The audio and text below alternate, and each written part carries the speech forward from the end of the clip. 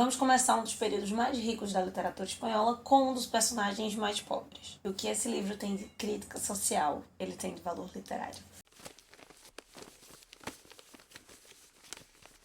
O que temos para hoje são Sanchos e Dulcinéias. Eu sou a Larissa Bertolino, você está no canal Uma Garota Quixotesca, onde nós tratamos de literatura sempre partindo de pressupostos, ideias, temáticas que saiam do nosso queridíssimo Dom Quixote de La Mancha. E mais especificamente, você se encontra no quadro Relendo, onde nós reapresentamos obras que já apareceram por aqui, mas não tiveram apresentação por teor literário, comentário, pelo áudio, pelo vídeo, na qualidade que deveriam ter. E por isso recebem uma segunda chance. Esse ano nós estamos fazendo uma viagem pela história da literatura espanhola, estamos encerrando o período do Renascimento e especificamente hoje nós vamos passar por uma época de transição, então, do Renascimento para o Barroco, algo que o humanismo contribuiu bastante. E para isso eu vou recorrer a uma poeta brasileira que tem uma sacada muito interessante exatamente sobre esse movimento que estava se projetando. Em um de seus versos mais famosos, a Adélia Prado diz que eu sou de barro, eu sou oca, eu sou barroca. Por mais que possa parecer um conjuntinho de frase até um pouquinho brega, ela tem muita força, tem muita razão ao dizer isso. Já que reflete sobre consciência da instabilidade, da incerteza que as pessoas, que o indivíduo vivenciou durante o Barroco, que acabava desembocando numa angústia, numa percepção do vazio interior, que não só ficou no Barroco, mas persistiu exatamente na nossa literatura latina. Mas por que nós estamos falando do Barroco especificamente, se esse texto de hoje é do humanismo? Durante a Idade Média, as temáticas centrais ali era Deus, o amor cortês, como nós vimos nas novelas de cavalaria, temáticas religiosas, de tradição oral, enquanto que durante o Renascimento, o humanismo, trouxe luz novamente à racionalidade, evocar temas e tipos e topos da antiguidade. O antropocentrismo começa a reinar, apesar de Deus ainda ter um valor muito importante nessa sociedade. E, de certa forma, uma espécie de ovo e galinha desse período é a ideia da reforma protestante, né? Se essas ideias desenvolvidas no humanismo possibilitaram então o surgimento da reforma protestante ou vice-versa, exatamente por ter um olhar mais racional, inclusive para as questões de cunho religioso, de cunho pessoal sobre a fé. Em resposta a essa reforma, a Igreja Católica começa o seu movimento de contra-reforma e vai se usar muitíssimo da Inquisição, mas especialmente dos artistas. Se eu tenho um mundo pós-renascimento e que agora volta com os ideais medievais, especialmente no que toca à racionalidade e à religião, eu evidencio cada vez mais esses contrastes e esses conflitos, seja no âmbito religioso, econômico, cultural, social, político, intensificando essa instabilidade, essa incerteza em todo lugar, em todas as áreas, por ser um período de mudança, desenvolvimento, um sentimento geral de angústia. Algo que começa no Renascimento, mas ganha novas proporções e intensidades no Barroco. E esse rebuscamento da linguagem, das formas, para tentar conter ou encontrar uma harmonia nessa inconstância, nesse caos, intensifica os contrastes conceptivamente, por tudo ser muito contrastante. As hipérboles são cada vez maiores. E como outros momentos, esses movimentos vão se iniciar na Itália e se espalhar ao redor de toda a Europa. É justamente nesse período de transição do humanismo nós encontramos o primeiro exemplar de um novo modo de fazer literatura, uma epístola ficcional. Escrita em 1552 ou 1554, a depender do crítico que está tratando essa obra, El Lazarillo de Tormes nos apresenta algo que parece ser um romance de formação, aquela história que começa do início até o final, a trajetória de um personagem, o seu crescimento, o seu desenvolvimento, mas na verdade se trata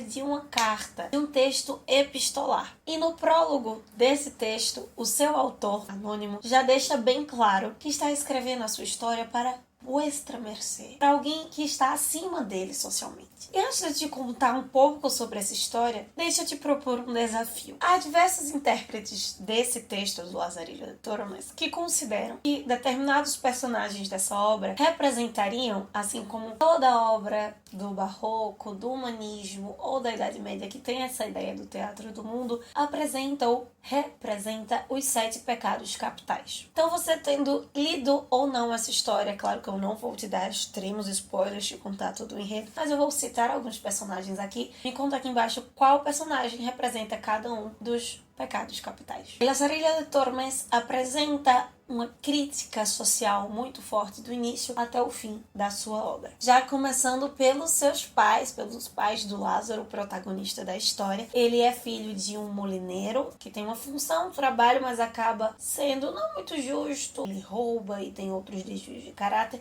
enquanto a sua mãe é uma mulher da vida. Ela acaba, após a morte do seu pai, após seu pai receber a pena capital, ela acaba se amancebando com um outro cidadão que também não é muito bem visto pela sociedade. Um mouro, ou seja, um muçulmano preto vindo da África, que dominou ali a Espanha por muito tempo e que era extremamente discriminado. E dessa origem miserável e extremamente mal vista, nós temos esse personagem que carrega tanto simbolismo no seu nome. Por essa miséria, o Lazarinho, estará sempre próximo da morte e precisa lutar para estar ressuscitando, ou no caso, sobrevivendo. O livro é dividido então em 7 tratados, onde nós encontraremos a vida desse menino. Ele vai passando da sua família por vários e vários amos, vários senhores aos quais ele vai servir ou enganar para poder sobreviver. No primeiro tratado, nós já conhecemos o primeiro amo que chega até a casa dessa mãe malquista pela sociedade, solicitando então que ela permita que o seu filho seja o seu menino guia e vá com ele andar pela Espanha. Ele é um cego pordiosero, ou seja, alguém que pede esmolas em troca de rezar por aquela pessoa. O Lázaro vai ser uma espécie de cão guia. E com a palavra cão, vamos pensar em outro simbolismo que ela tem. Porque logo após sair do seu miserável lar, o Lazarilho receberá então um maltrato, uma reação ali muito dura. É muito conhecida, mas eu não queria deixar aqui explícito, vou deixar você descobrir o texto, que vai tirar a sua ingenuidade, que vai tirar o seu ar, se ainda existir algo de pueril nele. E quando isso acontece, o seu amo diz que o menino de cego precisa saber mais ainda que o próprio diabo. É isso que vai acontecer com o Lazarillo. Ele vai cada vez mais perdendo a sua ingenuidade e vai inclusive recebendo outras comparações com o próprio demônio por ser essa espécie de malandro para tentar sobreviver. Só que os enganos, os maus tratos e toda essa vida com o cego acaba sufocando tanto que ele foge a um meio de enganar o cego e anda sem rumo, acaba encontrando um outro amo que abrirá o segundo tratado. E esse amo é um clérigo. Muito sovina, que fará do Lazarilho uma espécie de coroinha dele. Esse clérigo então dá migalhas, cebolas apenas para o menino comer e deixa todo o seu farto banquete guardado em um baú. O Lázaro desenvolverá então novas habilidades para conseguir enganar esse novo amo que consegue enxergar, e neste momento surge uma outra comparação demoníaca com Lázaro, a serpente ou a cobra enganadora. Mas, ainda que ele sempre receba essas alcunhas, quem na verdade é enganador, mentiroso e que está sempre aprontando coisas erradas e buscando mal na vida dos outros, são cada um dos personagens que tem alguma relação com a igreja. Preste atenção nos 2 próximos senhores para você perceber isso. No terceiro tratado, nós encontramos um terceiro amo que é um escudeiros. Ah, Larissa, escudeiro não tem nada a ver com a igreja. Lembra das cruzadas. Aqui nós já estamos um pouco distante delas, mas ele pertence a uma ordem de cavalaria, quer manter o seu status, mostrar que ele é um fiel lutador de Cristo. Só que ele vive de aparência e morre de fome, é tão miserável, ou no caso, pior que o próprio Lázaro. E o menino tem que sobreviver agora por ele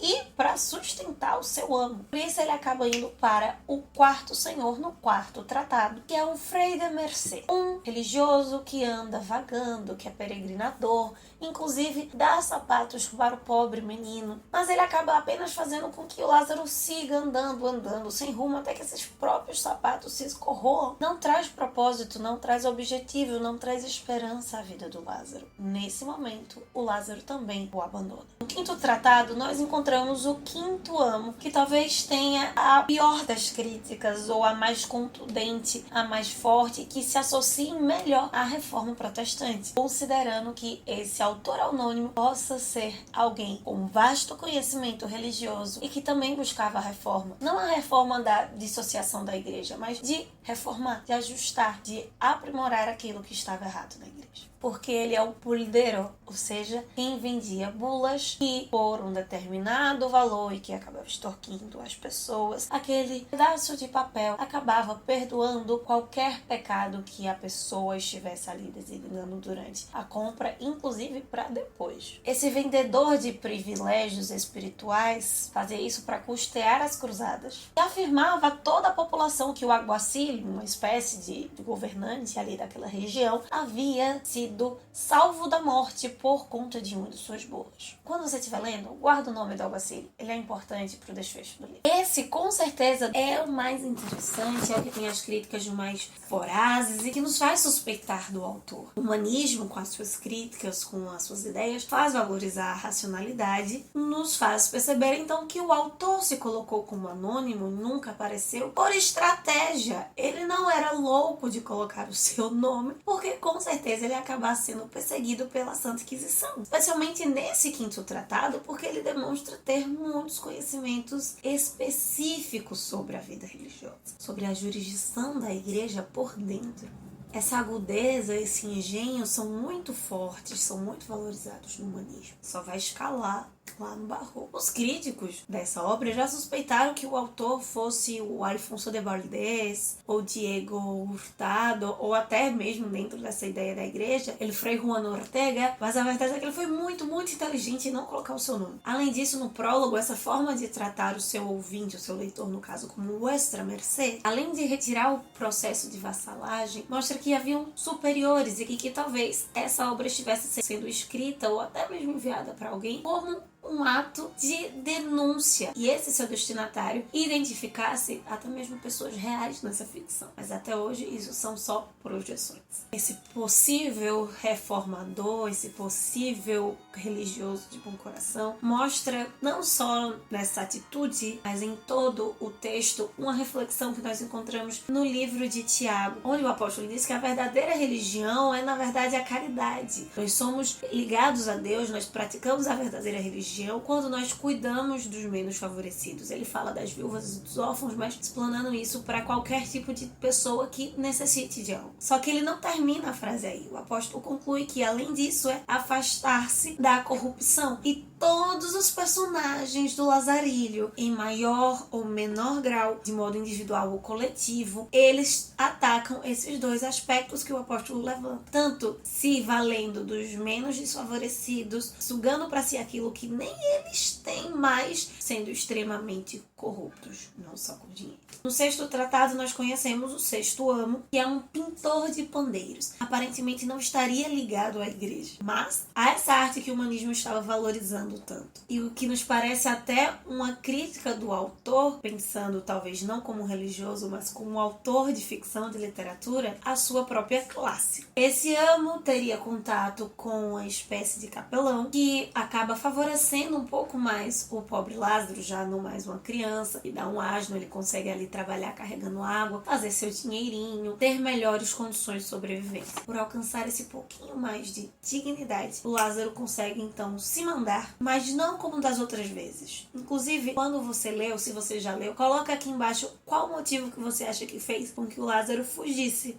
desse último ano. Eu leio como ele vendo mais possibilidades mesmo de crescer, desenvolver-se em outras áreas, no que ele queira, claro, dentro da possibilidade daquele período, porque agora ele pode alcançar uma espécie de burguesia, até que ele encontra então o sétimo amo no último tratado, que é o alguacil, alcançando então uma autonomia e um cargo real, que tem tudo a ver com isso. Na cidade de Toledo, então, o Lázaro vai se tornar um burguês, ao mesmo tempo que ele trabalhará com o comércio, terá uma família e, como seu primeiro amo, se tornará cego para algumas outras coisas que o favorecem, já que nessa fase ele sabe ainda mais do que o diabo e já é adulto. Essa obra nos apresenta, portanto, um texto picaresco de algum pícaro, de alguém que é burlador, que é ardiloso, que é astuto. O Lázaro, no início de toda a obra, ele nos provoca uma espécie de dó, de ternura, de simpatia por esse personagem, porque o que ele faz para sobreviver. E ao mesmo tempo que essa ternura infantil vai se perdendo, nós ainda nos identificamos com ele. Algo que somente os pícaros e os melhores malandros podem nos favorecer. E nós, brasileiros, estamos muito acostumados com esse tipo de personagem anti-herói. Especialmente porque pequena corrupção que o Lázaro aplica é para sua sobrevivência, enquanto todos os outros personagens fazem isso, revelia da dor, da morte, da miséria das outras pessoas. Nós encontramos muitos contrastes nessa obra, encontramos o pessimismo, o feísmo, que é um ponto muito forte do barroco, seja nas imagens, nas figuras ou até no interior dos personagens, tanto pela sua falta de narrador como todos esses outros detalhes. A Zerilha da Tormes mostra do início ao fim que as aparências enganam, e por isso o seu narrador acaba sendo uma espécie de pícaro para cima de nós leitores também. Esse dinamismo, essa teatralidade que vai se montando, traz sim várias reflexões sobre a fragilidade da vida, sobre a sobrevivência, mas também sobre confiar naquilo que nós estamos lendo. Até pela sua origem, essa ideia de estar errando e depois ascender ao posto de burguês sugere que o Lázaro pode ser um judeu e que foi batizado, e após o seu batismo, por ter no caso nascido nas águas, ele tem que passar a enfrentar cada um dos 7 pecados capitais para poder alcançar sua redenção. A ideia do judeu também acaba entrando aqui, além de como a sua origem é cogitada, pela errância.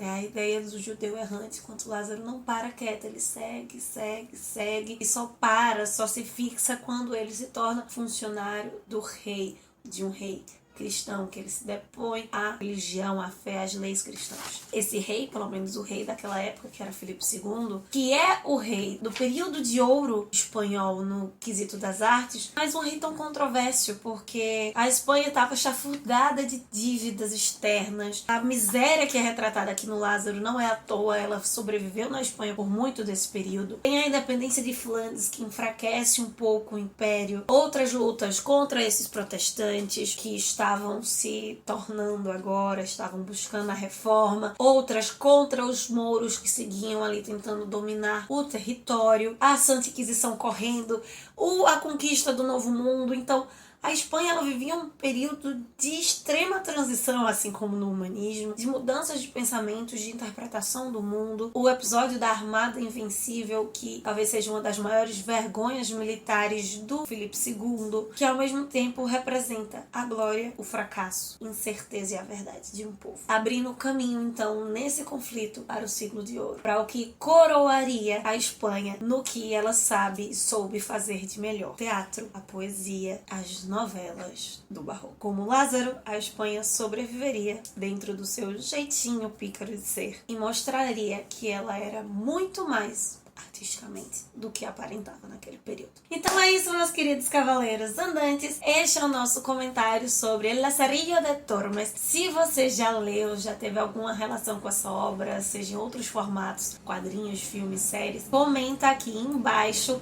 Me diz a sua listinha se você conseguiu identificar cada um dos personagens que representam os 7 pecados capitais. Vamos começar agora esse período de ouro maravilhoso que é o barroco, que é onde vem o nosso querido Don Quixote de La Mancha. Nos encontramos segunda-feira para lançar nossa próxima jornada de leitura conjunta, que possamos sair da biblioteca e ver muito além dos moinhos de vento. Vai!